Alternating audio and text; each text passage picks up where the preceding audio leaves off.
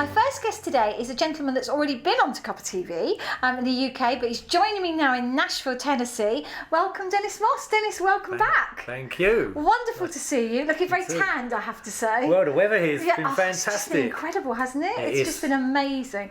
So, Dennis, last time we spoke, you were going to go on your tour of how many NFL games? It's 31 stadiums. Mm-hmm. There's actually 32 teams, but 2 of them share a ground in New York. So I'm only going to go to that stadium one time. Fantastic. Now, we're in October. So how many have you done so far? I've done 12. Wow. Here in Nashville, I did my 12th game yesterday, which is in a downtown area. The team is the Tennessee Titans. Mm-hmm. And they're orange, aren't they? Isn't that orange? No, they're blue. No, the Dolphins they play against. They are orange. Well, a part of them are orange. We love both here at Cuppa TV. So how did it go? How was the game? The game was good. Yeah. It was good. They're not 2 of the better teams, to be honest, at the moment. And so it was a pretty open game. And it was one of them games where both teams didn't really want to win. They kept throwing the ball back to each other. But it was exciting. That's exciting. So, yeah. So, Dennis, how's it been? You've come over to America. You're doing this amazing tour, trying to raise awareness of cancer charity, aren't you? I am, yeah. And prostate cancer, that's right, isn't it? So, how's it all going? It's been great, to be honest with you. I mean, I'm a big fan of the NFL. And watching the games has been a highlight for me. When I first arrived, it was a bit of a struggle, to be honest, and I nearly never made the first game, really? Which would have been an absolute disaster. Oh, no, tell us why. Why was that? It was a combination of 2 things. First of all, jet lag. I was really badly jet lagged when I arrived. And the day after I arrived, for my sins, I actually played soccer, with a guy that Cuppa TV knows, that David Moore is a friend of Barry. Yes, that's right. Lovely guy, very talented guy. I met him on the second day I arrived, and he lined up a game of soccer for me to play. Well, with the time difference, the kickoff time for me was 3 a.m. in the morning. So I was like a zombie. So the next day I went to my first game, and because it was my first game, I didn't really know the bigger picture of what goes on when you try to go to the stadium as a spectator. And I heard an announcement that absolutely mortified me. I had my small backpack with me, and over here in the NFL games they don't allow any bags into the stadium. All right. So this announcement had gone off that please remember, everybody, you can't go on the train or into the stadium with the bag. So I was like, oh, what am I going to do with it? There was nowhere for me to leave it, and eventually I did find somebody that would take care of it and look after it till the next day. So I very, very nearly never made the first game. Oh no, that would have been such a shame because that was your first one. It would have been. We blame David Moore. We met David on the Irish tour, so on with Rex Haberman and Aileen Henderson. That's right. He was their support band. Yes, I remember that one. Yeah. So now you're here though in Nashville. What's it been like? It's been brilliant, to be honest with you. I mean, 12 games in is about a third of the way, and like I say, all the games I've enjoyed so much. The stadiums, every stadium I get to, I'm so passionate about stadiums and the NFL. I'm really like a kid in a sweet shop. The hardest part is getting between the stadiums in certain towns. Some places that I've encountered, like Kansas, Green Bay, are not very user friendly for a traveller that's not driving, because America is so focused or geared towards having a car. I've had a couple of positions where to get to the stadium without a car has been really tough. And bless the people that have looked after me and driven me to the games and picked me up from some of them. Without them, I would have really struggled. Do you find that, being in America, the Americans are very generous towards us English people? They are. Especially for me as an Englishman.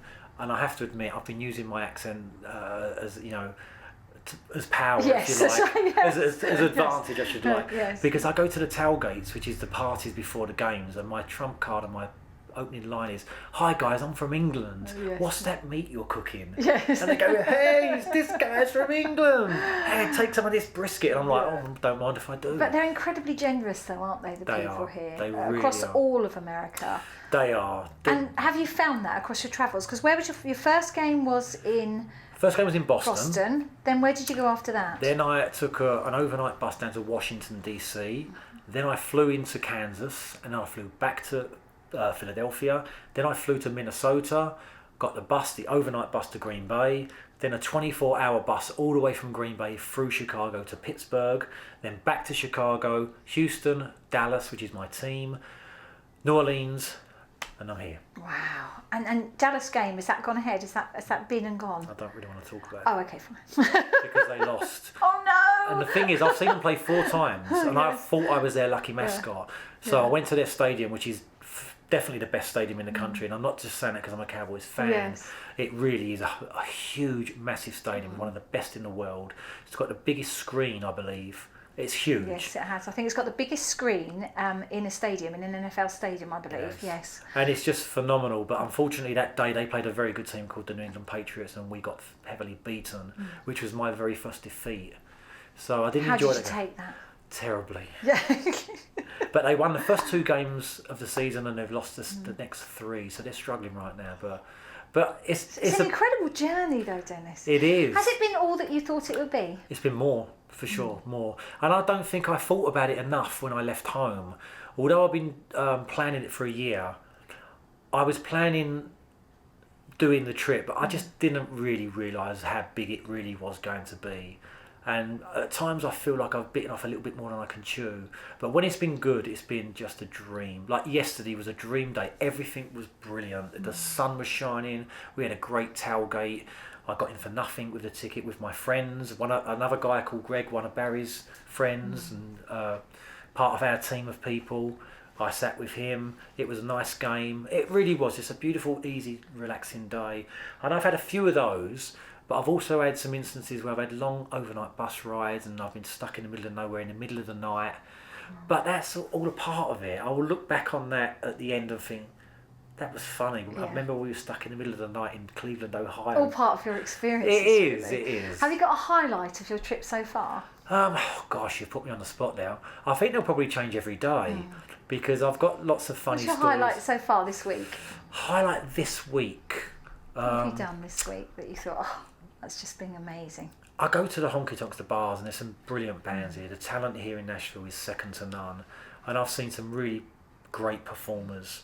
And just being around music as a songwriter myself. I was going to say, you're a songwriter as well, Dennis, aren't you? So that's something that's quite passionate. Yeah. That you're very passionate about. So have you found that coming here to Nashville, that's kind of rekindled that passion? Yeah, definitely. But the thing is as well, the talent here is so high. You can be a little bit intimidated. I go in these honky tonks and you watch these people and you just think, could I follow them after that? Because they're so high standard. It is. So it's very high standard here. In fact, there's so many people here.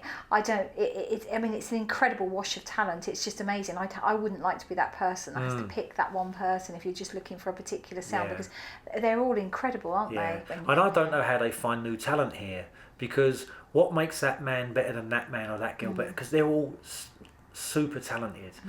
How they get chosen, I just don't know. So on your travels, you've met some interesting people, as you said. So are you going to be doing anything with your songwriting while you're here? I am. While I'm here, I'm going to record another song here in Nashville. Wonderful. I've got this country song that I've been working on. It's all about a typical Nashville song. A guy meets a girl in a bar and she's saying to him, if you want my phone number, you better hurry up and ask for it. It's a really catchy song. It's called 4573269. And that's the girl's phone number. Yeah. And she's saying to the guy, ring me, don't waste no time, because if you don't get me, somebody else will. That kind of typical Nashville story. So are you going to go into a recording studio here in Nashville to get that sorted out? That's going to happen next week. Wonderful. So we've got some people lined up, some young girl singer who's going to come along and watch this space. Excellent, that's going to be amazing. Now, where are you following Nashville? So from here, where'd you go? The next place I'm going is not that far from me. It's called Indianapolis. And I'm going to head up there for this weekend. There's a game there. I'm actually going to come back here for about another 5 days because I'm coming back this way anyway to go to Atlanta. And as a tourist, there's not really too much going on in Atlanta, so I'd rather be in Nashville, listen to some more music and hang out here. Because there's more going on here than in Indianapolis. It's a very busy city. It is, and I just love it. I don't want to leave. So I even thought about missing this particular game on the weekend, to stay here for even longer and try and find a gap to get back to that game, but it's not possible. And when you're travelling, do you travel mostly by car? Because I know budget, you're just doing everything on a very shoestring budget, as low as you possibly can. But Americans, they take flights like we take trains. And often taking a flight can actually be just as cheap as getting a train. But are you finding you're doing all sorts, planes, trains and automobiles? Is that how you're doing it? Every which way. You're right about the flights, but there are some, if you go to a big place like Atlanta, it's quite a big hub and so is somewhere like Houston. So these kind of areas, if you're flying in and out of them, are pretty cheap. But if you're flying off of somewhere which is a little bit off the beaten track, the prices are really, really high, like $500 for a 1 hour flight. So I've been mainly going on Greyhound buses, and for anybody that's been following me on social media, I've had so many disastrous trips. They're never on time, the staff are rude, they kind of disappear in the middle of the night, the driver, and you think, oh, where's he gone? And you don't know, and he leaves you waiting for an hour. So I've had some funny stories on Greyhound. And Megabus, they're pretty much the same kind of thing. They're cheap bus rides. So yeah, it's all about the cost at the moment. You're going to have to write a book, Dennis, when you come back. I've been asked have that Have you thought about that? I have, because I've got so many funny stories to tell. Just things about staying with these random people, things that happen in the house. Like they've mainly got dogs, so I'm around all these animals, and there's some funny things that have been going on. So I've been blogging, but I've not really been blogging too much. I've been doing the blogs about the games themselves, but I have been making little notes about things I've done everywhere I've been. So if I did write a book, it would definitely be interesting. It'd be well worth reading. Absolutely. And the games themselves, have you been enjoying the games? I mean, it is an exciting sport, isn't it? Loving the games. I mean, NFL, we don't have NFL in the UK, is that right, Dennis? Or do we have something that's, what's their equivalent? We don't have no equivalent. It's not similar to rugby, but it's more similar to rugby, say, than football, because it's all done with the hands. But it's become really big in the UK, and there was a game there in London last week between the Miami Dolphins and the New York Jets, and there's such a big following now in the UK that they're trying to get a London team. And if they did get a London team, there's no question there's enough people in London and in Europe. Places like Germany have got a big following, and they will come over to England to watch the games. And there would only be 8 in one season, and if the team's successful, there'll be a couple more to get through to the Super Bowl. And I'm pretty certain that every one of those games will be full up with all different people from all different teams that they follow. So it's different ages as well. Everything. It attracts different ages. It's a bit like, because soccer, our English football has become very popular, hasn't it, here in America? Yeah. So it's probably the same. You know, they like what we do, and we're going to be enjoying what they do. And do you think it could take off, though, Dennis? I do. You think? Yeah. Totally, 100%. Because it ain't just about the game. It's about the whole bigger picture. You go. There's so many girls and women now, children. I mean, if you go to a soccer game in England, there's usually, I'd say, 95% men. NFL, more like 70% men, so 30% women. So it's very family orientated as well, definitely. isn't it? And they get there like 2 to 3 hours prior to the game. They do a thing called tailgating where they what's that? Yeah, you said about that. What's tailgating that? is fantastic. It's just a party. There's all music banging out, people there having food off the back of their cars, cooking their barbecues, drinking beer. So they'll do that before the game. Then they'll go to the game where it's just a continual party. The game will start. Whenever the game stops, there's music really blaring out around the stadium. The cheerleaders are dancing. There's things on the pitch to entertain you. And afterwards, the party continues. It is an incredible thing. I recommend anyone to go to one, even if you don't like American football. I was going to ask you that very question. Even if you didn't like American football, would you recommend? Totally. Yeah. 100%. Yeah, it's one of those things, isn't it? The Americans just seem to do the whole thing. You know, they do the picnic, they do the game, and then have a party afterwards. Again, very family orientated, very sort of get involved, and like you say, you've met some incredible people, haven't you, Dennis? Some crazy people. Yeah. I've got some fantastic pictures on my website, which is www.thewrongshapeballs.com. Fantastic. If everybody was to look at that, you'll see all my videos, pictures. I'm on Facebook and Instagram, and I've met so many. Up on what you're doing. Yeah, people can see exactly what I've been doing and see some great pictures of me and the fans, because they really get into it. There's people I've met that have face paint on, dressed as superheroes, completely kitted out, and it must take these people so long to get ready. I've had pictures taken with people that are, for example, in the Minnesota Vikings, a complete dressed Viking. Yeah. I'll go to another game with Green Bay and they've all got cheese on their heads. Yeah. It's mad. And I've been taking some pictures of every stadium with these crazy fans, and they've really embraced me, which has been really lovely for them to do. Oh, it's wonderful. Well, listen, you're going to have a fantastic time, I'm sure. So where's next? Where are you going next? Indianapolis. Indianapolis next. Then Atlanta. Carolina. Cincinnati. Buffalo, New York, Tampa, Jacksonville, where I'm actually seeing the game with the boss of the team. And I think you mentioned that when you were on the show before. You hooked up with him, didn't you, via social media? Yes. Yeah, that's via right. social media. A cheeky me sent him an email, and believe it or not, that saying, if you don't ask, you're never going to know, or you're never going to get. Well, this time, touch wood, it was a trump card because he invited me to watch a game with him in his private suite. That's very generous of him to have done that. And this guy is trying to put a team in London. Wow. So I'll have some interesting conversations. You're going to have a wonderful conversation. Well, listen, it's been great to catch up with you, Dennis. Thank you so much for joining me. Okay, thank you, and take care and good luck with everything else. Thank you very much. So stay with us. We'll be back in just a minute.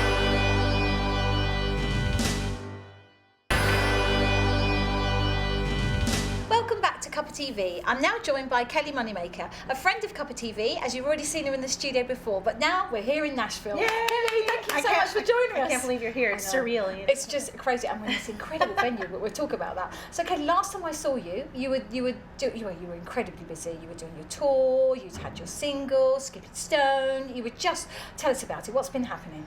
Well, I had a wonderful time touring in the UK, and I met all kinds of great people, and I'll introduce you to a friend I kidnapped and brought here with me. Yes, we're going to see some of those people just after the break. Yeah. Yes, and so I released Skipping Stones. It's in all the universities across the UK on video screens right now. The video.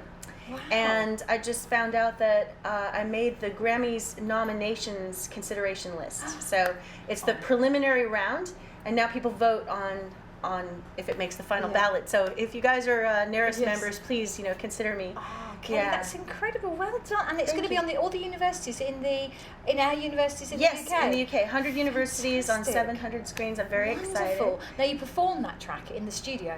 I did. remember at the time everybody just loved it. So is that one of your favourite songs?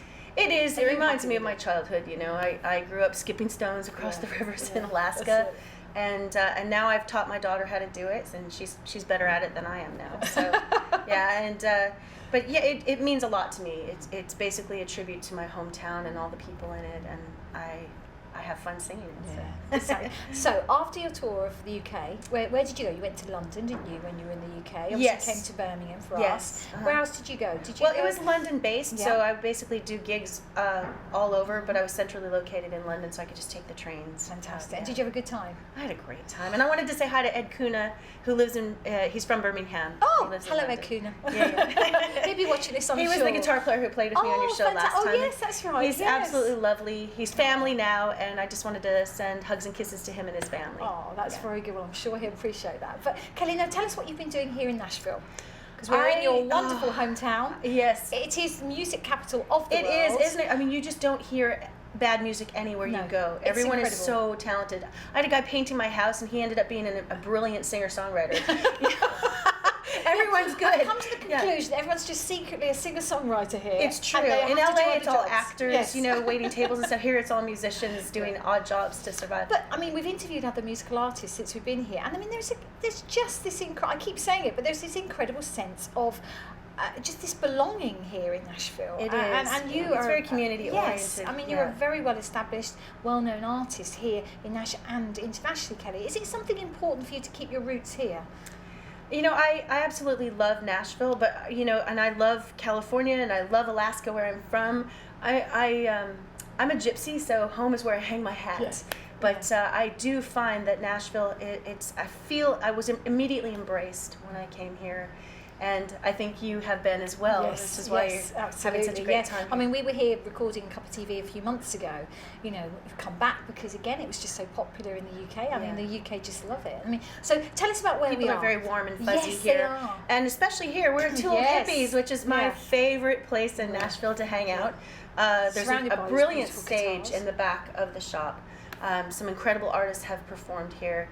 They also have the cutest clothes in the world and jewelry and hats. But this is my favorite place. This is the Vault. Yes, we're in the Vault, and we're surrounded by guitars, which is just incredible handmade guitars. And you can see glittery ones and tie-dyed ones and regular ones. It's a great place to be. Yeah. Now, tell us what you've been doing since you've been back, though. What have you been doing, Kelly, since you've been back? I have been a very busy girl. Yes. I was in Los Angeles recording with my band. And now I'm finishing up tracks here in Nashville with another team. So we are finishing a holiday EP, which will be out the day after Thanksgiving. So I'm very excited about that. And that's what I'm rushing right now to get done. I also have a blues EP coming out in the spring. And I have a children's book with a CD coming out after that. Do you have any life? I do have a very busy full life. But how lovely is that? But you obviously enjoy that. You enjoy everything you do. Yeah. Let's take one of those at a time. So tell us about the holiday song. What's that? What is that all about? Well, I have my own version of Jingle Bells, and I've written 4 or 5 other songs that are more general celebration songs of the holidays.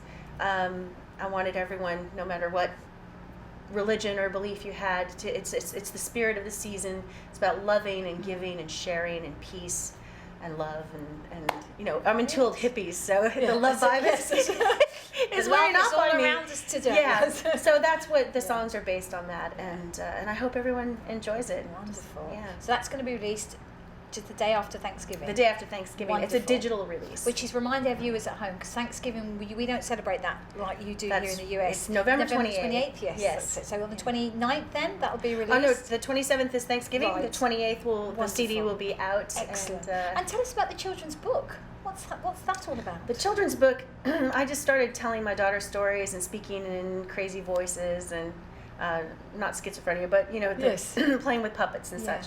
And so it just inspired this story, and I'm very excited for kids to enjoy that. And the characters in the book sing to each other, so there will be a CD included of children's songs. Wonderful. Yeah. And are you hoping to put that out before the end of this year, or is that going to be the end of next year? It will be out. I'm still working on the illustrations, and that takes me. That's a big. To write a book, that's a big thing. Apart from all that you do as well, so it's fun. My husband says that I'll create something out of anything. If there's a pile of leaves or popsicle sticks or whatever it is, I'll make something.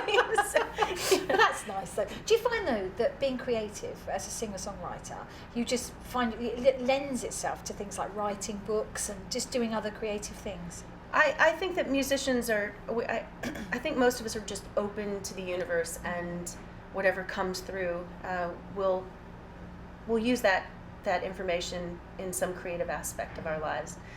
Cooking is the same thing for me. I love cooking. We were talking about healthily minded food, and so I'm vegan. I make everything at home. My daughter's gluten-free and has food allergies, so I'm always making something in our kitchen. Yeah, and again, being in Tennessee, it is a beautiful state. It seems to have you've got lots of farmland here. Beautiful. It's a beautiful place. We're here in the fall, so the trees are just amazing. I drove out to a pumpkin patch. Yes. Just recently out toward Franklin. And I just wanted to keep driving around. It's stunning. It's absolutely beautiful. It's amazing. And people are very friendly and lovely here. I might not come back. Oh, that's what happened to me. I toured through here 2 years ago, and I kept coming back through. This was a hub for me, and every time I came back, I said to my husband, I love it more and more with each stop. Yeah. So I said, what if you come and check it out, and we see if we like it? We came to just look around. 4 days later, we bought a house. That's just what happens when you visit Nashville. And of course, they've got the Nashville television series, which has made Nashville even more popular. Exactly. Have you seen changes here in Nashville, Kelly, at all, since you've been here? It's just growing rapidly. Just in the last year and a half that I've been here, they say 150 people a day move to Nashville. Really? So yes, that's a lot. It's growing. The construction is everywhere. Yeah. But great restaurants are coming in, and it's just been a wonderful experience. Do you think it will always be the kind of a musical city? Do you think Nashville will always have that tag? Always. It's the song of it's the home of singer-songwriters. So always. Amazing. Yeah. Now, after the break, you're going to be joined by 2 of your friends. Absolutely. So, tell us about those. Well, I hooked up with a wonderful crew of people for Pop Review in an SEB collective in London, and through them I met my friend James King. And he's a wonderful young singer-songwriter. I just absolutely adore him. So, of course, I kidnapped him and brought him here. Yes, absolutely. And then through the same group of people, they invited me to sing at Webster Hall in New York City, which was an honor because it's a stage where U2 and Tina Turner and wonderful artists have performed. So we did the Coffee Music Project and Project Waterfall fundraiser there. And I met Sierra Noble and just fell madly in love with Sierra. So I'm very excited to share this with my 2 friends and everyone at home. That's amazing. And again, it's important that when you get together with different musicians that you all kind of just get together and have a jam and just Exactly. I don't know. Do you feed off each other? How does it work? Definitely. Yeah. For me, the whole joy of music is sharing that creative process and an exchange of energy. And that's also why I like performing live, because you're sharing that energy with an audience. And there's nothing better than that. It's just, it's magic, and it's different every single time. So where are you gigging next, Kelly? What's your next gig? Are you doing anything here in Nashville? Are you going off somewhere again? Right now, I'm staying here through Christmas. I'm going to go visit my family, but I'm staying here through Christmas so that I can finish all these things. Yes. 1, 2, 3, and maybe take a nap. You know. Yes. Actually, these are very nice British sofas. We like these sofas out here. I know. Here we are. Do you think they miss them? And we found some very nice British chairs, which is wonderful. I'm going to steal these. It's just so you're having a nice relax for the moment, and then on tour again, or doing some more gigs in the new year. Is that what you hope to do? Yes. Next year I'll be touring quite a bit for the blues EP. Yeah. Oh, fantastic. So what we're going to do back in London. Yes, absolutely. And when you next come, will you come to the UK again? Oh, I'd love to. Absolutely. Yeah, that's great. Well, listen, to you, it's just been amazing seeing you again. Thank you. I know. You're going to stay here. We're going to keep her. She can't come out. She's mine. So stay with us, and we'll come back to you in just a second. So we're just going to take a quick break. We'll come back and join me in just a minute.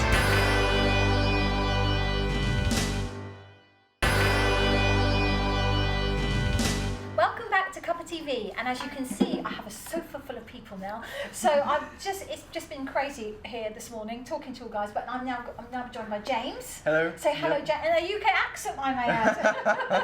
So James, wonderful to see you, and also Sierra, nice to see you too. So nice to meet you. So guys, you all know each other. Kelly, how did you get to know these two people again? I met James in London when I was touring, and then we ended up playing Coffee Music Project and Project Waterfall at Webster Hall, and we met Sierra, so I kidnapped both of them. Fantastic. So before, you're obviously going to play, because there's musical instruments here, but James, just tell us a little bit about yourself first. So I'm James King, I'm from London, I'm a singer-songwriter with a band, and the past 5 months have been incredible for me.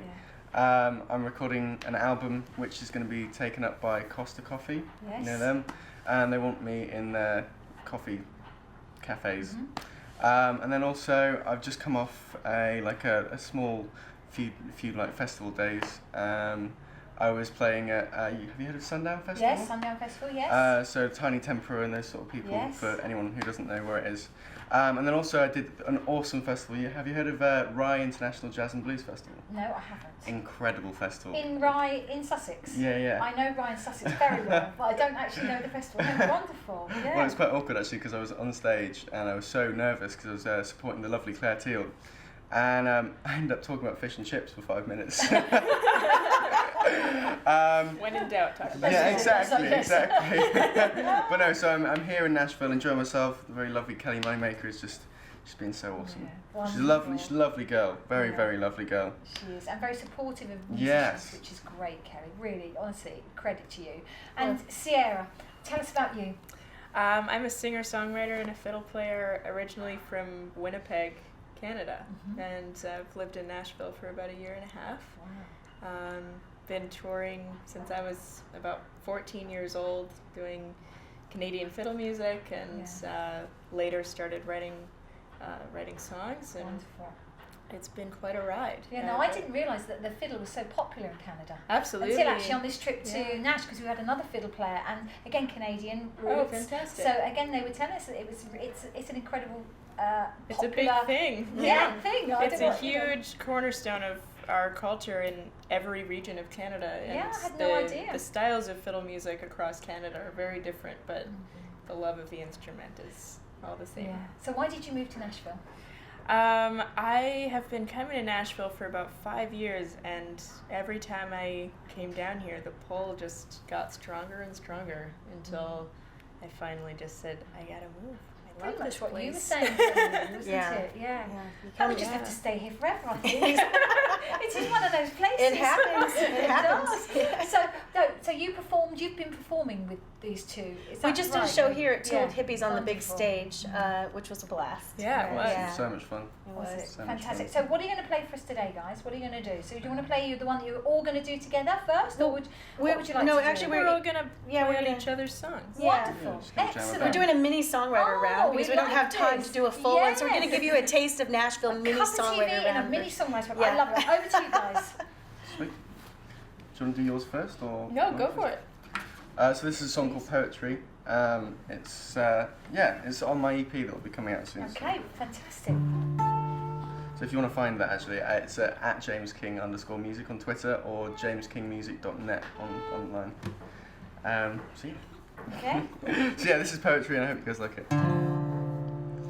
Hold your tongue, for your eyes, they are young, and stay your mind.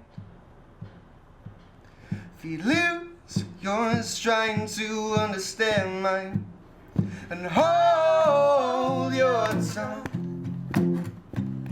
for your eyes, they are young, and stay your mind. If you lose yours, trying to understand mine, I'm sick of your poetry. I'm sick of falling like the ones before.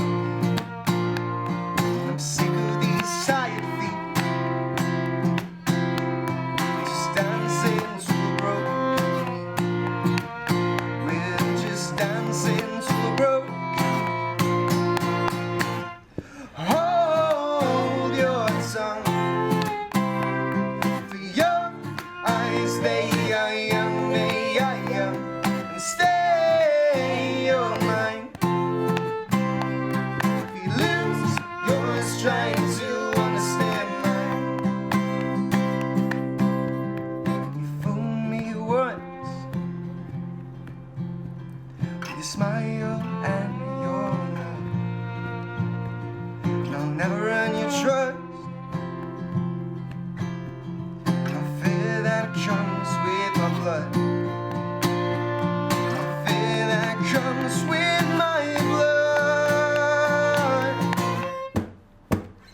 Hold your tongue, for your eyes, they are young, and stay your mind.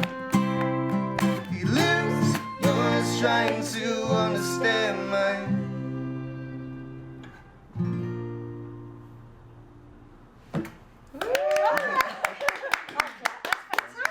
Fantastic. So that was your song. Yeah, it was my It's song. Wonderful. Did you write that song? Yes, I did. Wonderful. I wrote that about a year ago. Yeah. Fantastic. And how did that come about, that song?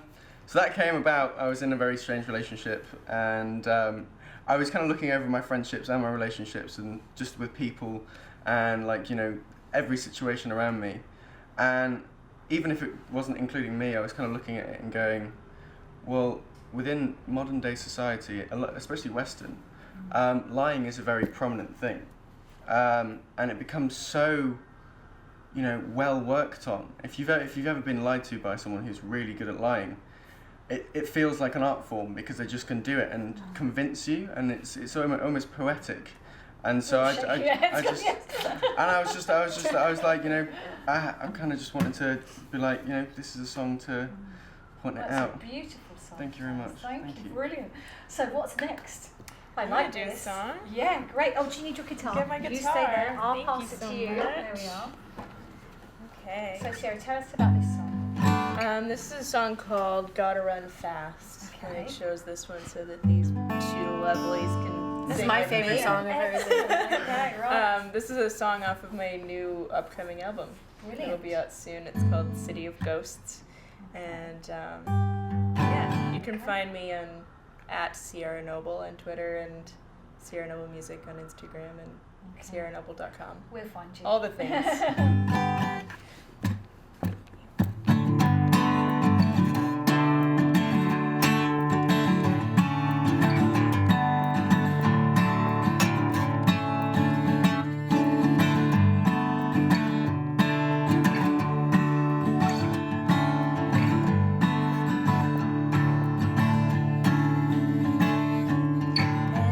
Everybody tells me you gotta say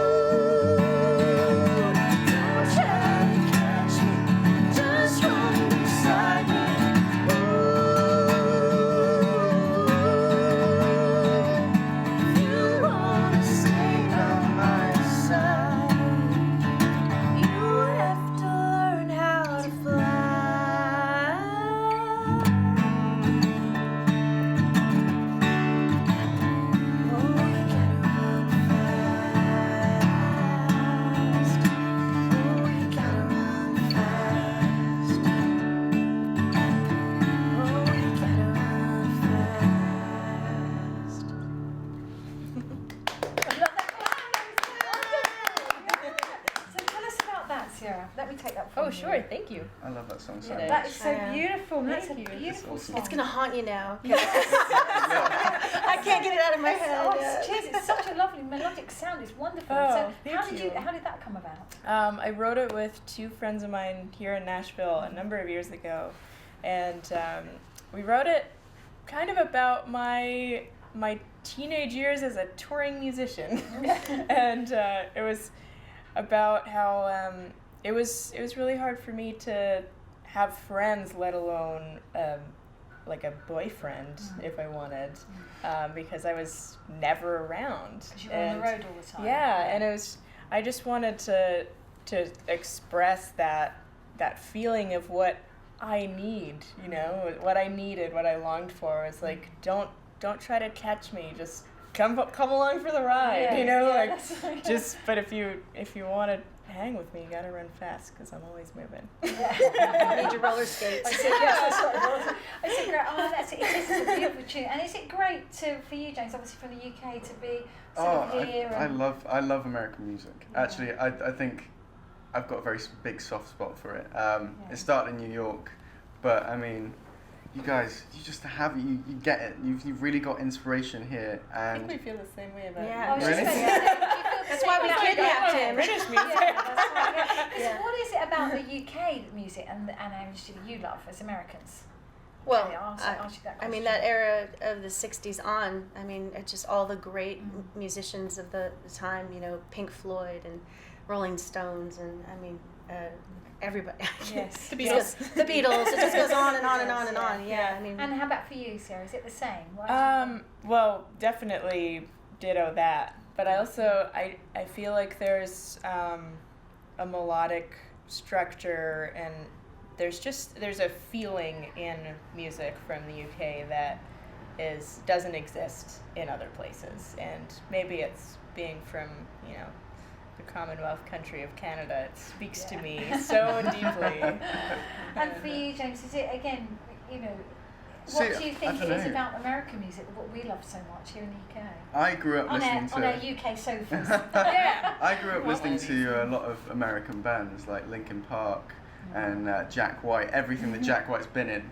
And, you know, he lives here in Nashville, He and, does, yeah. and he has a record company and stuff, and it's like, just even being in the same city as that man is amazing. But it's not just one man. I think your attitude to music over here is, you know, it's not competition. It's very like, oh, you know, let's just jam. Just come over to mine. I'll invite you over. I really don't mind whether I've met you once or 50,000 times. Come over to mine. We'll just give you that whole southern niceness to it, and Southern it's awesome. hospitality. It's hospitality. I do find there's a Do you find that parallel here? between London and here. You know, when I was in the UK, people were very welcoming and really supported live artists. They were going out to shows, and that's what keeps Nashville alive as well. That people go out and hear live music, and you know, that we need that support. We need to have these wonderful places to play. Is and live audiences. music really important to you, or as an artist? Absolutely. Yeah, Definitely. absolutely. I mean, that's the interaction that we feed off of. You know. It's the most I mean, fun. But you know, in the world of social media, when we can do everything online, you know, everything's streamed out. You know, Yeah. do you feel that's getting lost? I think that human beings naturally need community and need to do things together, and Yeah. the internet has made it really easy to do things by yourself, which is fantastic for some things, but not necessarily for the basic fundamental needs of human nature, and that's community and collaboration and just sharing our feelings with an actual, like, other human being. Yeah. Human being. Yeah. Yes, right, yeah, That exactly. you can see and Yeah. touch. And Kelly, do you agree? Is you know, because you've played with some amazing artists, you've worked with some amazing artists. Do you feel is the industry changing at all? Is it always going to be the same with music? If you're creative, you just get together. I think that musicians have a need to create and communicate, and there will always be great music. Right now, I do feel there is a huge shift, and I think curation is going to be a huge part of music's future.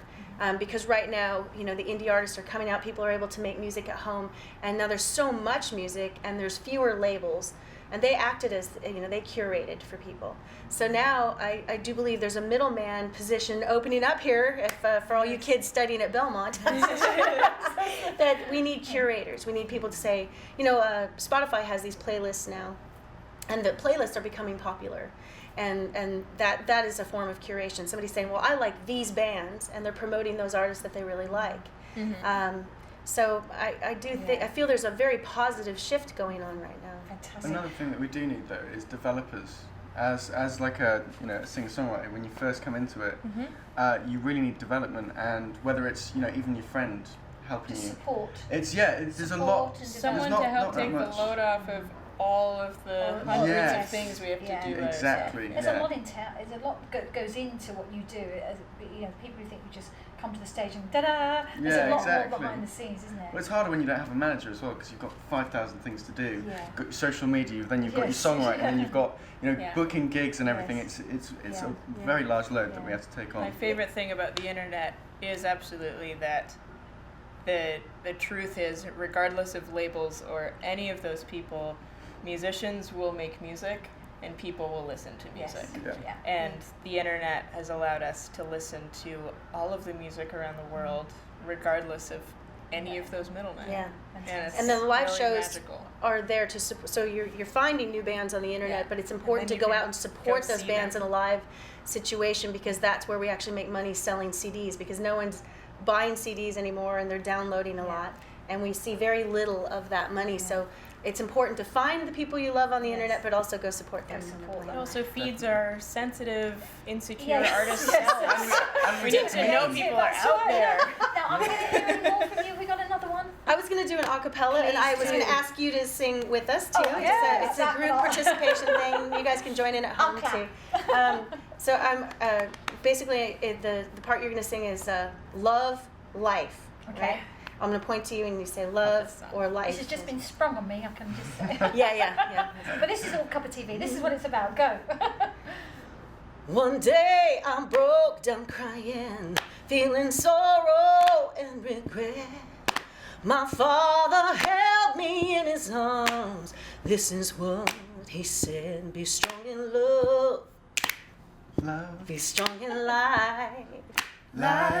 Stronger than stone, stronger than stone, stronger than stone. A promise made, a promise kept, a sacred word sold on oath. Don't be afraid to stand up, child. You'll never be alone. Be strong in love. Be strong in life. Stronger than stone, stronger than stone, stronger than stone. You've gotta be strong. You've got to be stronger. Stronger than stone, stronger than stone. Be strong in love. Be strong in life. Stronger than stone, stronger than stone, stronger than stone. Stronger than stone, stronger than stone, stronger than stone. Woo! It's morning. That's so great. And again, it's just, I love a cappella because you can just do so many wonderful things with it. And Kelly, your voice is incredible. Oh, thank you so much. It really is. Is there anything that you would like to do? I'm going to ask each one of you. Is there anything you'd like to do as an artist that you haven't already done? I want to write with Sir Paul McCartney. Yes. You stole mine. Oh, sorry. We would like to write with Sir Paul McCartney. Glastonbury, more festivals or an international tour. That'd be awesome. Yeah, fantastic. Definitely. Well, listen, guys, it's just been a pleasure to meet you all. Thank you. And Kelly, it's lovely to see you again. Lovely to see you. Thank you, Monica. When you're in the UK, come and join me in the studio. Yeah, definitely. So that's great. So say goodbye to our Cuppa TV viewers. Bye, thank you. So that's it for today's show. I'd like to thank all of my guests for joining me today, but stay in touch and we'll see you very soon. Take care. Bye-bye. We were all alone, gave in the first kiss.